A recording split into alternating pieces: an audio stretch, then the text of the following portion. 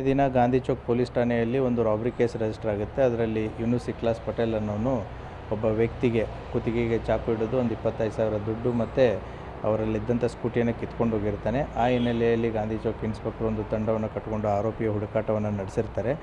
ಆತನ ಊರು ಆಲ್ಮೇಲ್ ಹತ್ರ ದೇವನಗಾಂವ್ ಅನ್ನೋದು ಗೊತ್ತಾಗುತ್ತೆ. ಆ ಹಿನ್ನೆಲೆಯಲ್ಲಿ ಆ ಕಡೆ ಅಂತ ಹೋದಾಗ ಆ ವ್ಯಕ್ತಿ ಆ ವೆಹಿಕಲನ್ನು ತೊಗೊಂಡು ಹೋಗೋದು ಪೊಲೀಸರ ಗಮನಕ್ಕೆ ಬರುತ್ತೆ. ಪೊಲೀಸರು ಚೇಸ್ ಮಾಡಿ ಅವನಿಗೆ ನಿಲ್ಲಿಸು ಅಂತಂತ ಹೇಳಿರ್ತಾರೆ. ಆ ಸಂದರ್ಭದಲ್ಲಿ ಆತ ಪೊಲೀಸರಿಗೆ ಪ್ರತಿರೋಧ ತೋರಿಸಿ ಪೊಲೀಸರ ಮೇಲೇ ನೈಫನ್ನು ತೊಗೊಂಡು ಅಟ್ಯಾಕ್ ಮಾಡಿದ್ದಾನೆ. ಆ ಹಿನ್ನೆಲೆಯಲ್ಲಿ ನಮ್ಮ ಪೊಲೀಸರು ಕೂಡ ಇಂಜೂರ್ಡ್ ಆಗಿದ್ದಾರೆ.